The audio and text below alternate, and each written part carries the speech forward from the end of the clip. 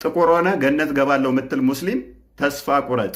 እስቲ ለዛሬ አንድ አራት የሙስሊሞቹ ነብይ የተናገረውን እምነት ብለው የያዙትን ተረት ተረት ልንገራችሁ። አንደኛ ቡሃሪ ወይንም ሳያል ቡሃሪ 5394 ላይ ይገኛል።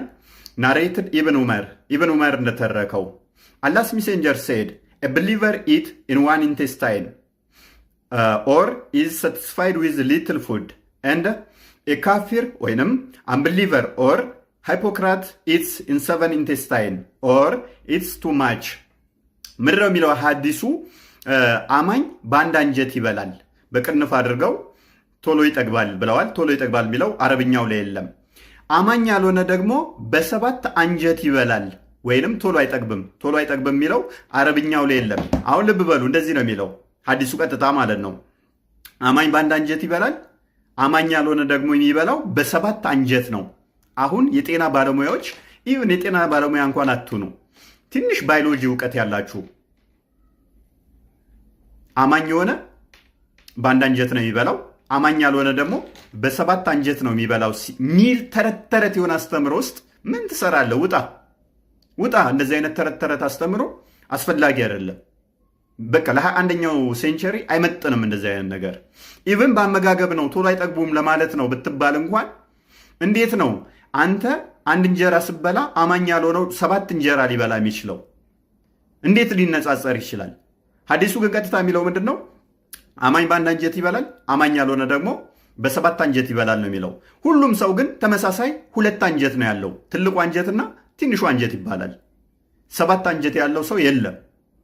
ሌላኛ ልጨምርላችሁ ደግሞ ሳይ ሙስሊም 2995 ኤል የሚገኝ ነው።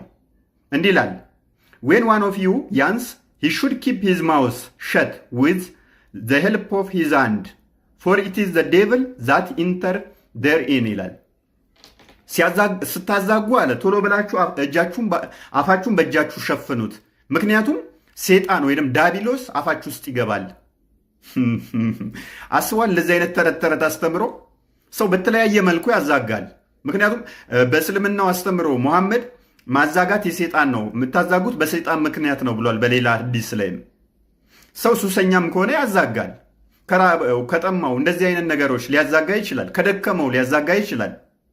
እና ቶሎ ብሎ መሸፈን አለበት ሴጣን እንዳይገባበት ይላል።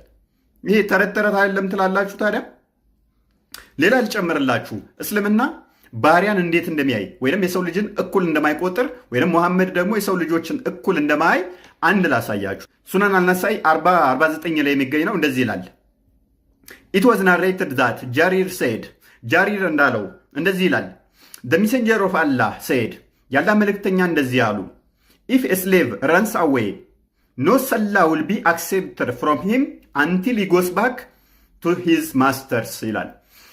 አንድ ባሪያ የነበረ ሰው ከባርነት ወይንም ከጌታው ጠፍቶ ቢሄድ እስካልተመለሰ ድረስ ጸሎቱ ተቀባይነት የለውም ይላል። ወንድም ያንተን አሁን ባርነት ተይዘ ባሪያ ሆነ ጌታ እንደፈለገ ሲጫወትብህ መረረኝ፣ በቃ እኔማ ፈጣሪ እንደ ሰው ፈጥሮኛል፣ እኩል መሆን ነው የምፈልገው፣ በቃ ከዚህ ባሪያነት መውጣት አለብኝ ብለህ ሰውየው ስለማይለቅህ ጠፍተህ ብትሄድ አላህ ደግሞ ምን ይልሃል? ጸሎት ተቀባይነት የለውም፣ ወደ ማስተር ወይንም ደግሞ ወደ ጌታ ተመለስ ይልሃል። ጸሎት ተቀባይነት የለውም። እድሜ ልክህን ከባርነት እንዳትወጣ ጠፍንጎ ይዛሃል ማለት ነው። አይ እኔ ባርነት ይቅርብኝ ካልክ ደግሞ ጸሎት ተቀባይነት የለውም፣ ገሃነም ይልካል ማለት ነው። በጣም ያሳዝናል። እንደዚህ አይነት ተረት ተረት አስተምሮን ይዘህ ከኛ ጋር ክርክር ራሱ መግጠማችሁ ይገርማል። ከዚህ ጋር በተያያዘ ግን ከባርነት ጋር ወይንም ከጥቁሮች ጋር ምን አይነት ዘረኝነት እንዳለበት ደግሞ አንድ ልጨምርላችሁ። ይህም የሚገኝ ነው ሚሽካት አልመሳቢ 119 ላይ የሚገኝ ነው። እንደዚህ ይላል አቡደራድ ሪፖርትድ ጋድስ ሜሴንጀር አሴይንግ አቡደራድ የሚባለው የአላህ መልእክተኛ ያሉትን እንዳስተላለፈላችሁ እንደዚህ ይላል ጋድ ክሬትድ አደም ዌን ሂ ክሬትድ ሂም ሂ ስታክ ሂዝ ሾልደር ኤንድ ብሮት ፎርዝ ሂዝ ኦፍስፕሪንግ ዋይት ላይክ ስሞል አንትስ። አላህ አዳምን ፈጠረው ይላል። አደምን ፈጠረውና የቀኝ ትከሻው መታ መታ ሲያደርገው ልክ እንደ ጉንዳን የሆኑ ነጫጭ ዝርዮቹን ከቀኝ ትከሻው አውጣ ይላል። ከዛስ ኤንደ ይላል ኤንደ ሂ ስታክ ሂዝ ሌፍት ሾልደር ኤንድ ብሮት ፎርዝ ሂዝ ኦፍስፕሪንግ ብላክ አስ ዶ ዴ ዌር ቻርኮል። ደግሞም አለ የግራ ትከሻውን መታ መታ ሲያደርግ ልክ እንደ ከሰል ጥቁር የሆኑ ዝርዮቹን አወጣ ይለናል። በቀኝ ያሉትን ነጭ፣ በግራ ደግሞ ጥቁር ከሰል የሚመስሉትን አወጣ ይላል። ከዛስ ዜን አለ ዜን ሂ ሴድ ቱ ዘ ፓርቲ ኦን ሂዝ ራይት ሳይድ፣ ከዛም በቀኝ በኩል ላሉት አለ ቱ ፓራዳይስ ወደ ገነት ኤንድ አይ ዶንት ኬር እና ምን አስጨነቀኝ ወደ ገነት ግቡ በቃ አላቸው። ምኖቹን? በቀኝ በኩል ያሉ ነጮችን፣ በግራስ ያሉትን ትሉኝ ለ ሂ ሴድ ቱ ዘ ፓርቲ ኢን ሂዝ ሌፍት ሾልደር ቱ ሄል ኤንድ አይ ዶንት ኬር። በግራ በኩል ያሉትን ደግሞ ወደ ገሃነም ንኩት፣ አይመለከተኝም፣ አያገባኝም አላቸው ይላል። ጥቁሮች ኢትዮጵያውያን ባይዞት እዚህ ጋር ከዘረኝነት ጋር በተያያዘ ገና ብዙ ብናወጣው አለ። ኢቨን ኢትዮጵያዎችን ስማቸውን ጠርቶ የት መግባት እንዳለባቸው የተናገረበት አለ። ኢቨን ቢላል የምትመኩበት ምን አይነት በባርነት ሲሰቃይ እንደነበረ እሱንም እናወጣለን ገና። ስለዚህ ጥቁሮች ከአዳም ግራ ትከሻ የተፈጠሩ ናቸው። አላህ ምን አለ? እንዲህ መታ መታ አደረገ፣ ጥቁር በግራ በኩል አወጣና ሂዶ ደጋነ ምን አይመለከተኝም፣ አንተ ጥቁር ነህ ከሰል መሰልክ።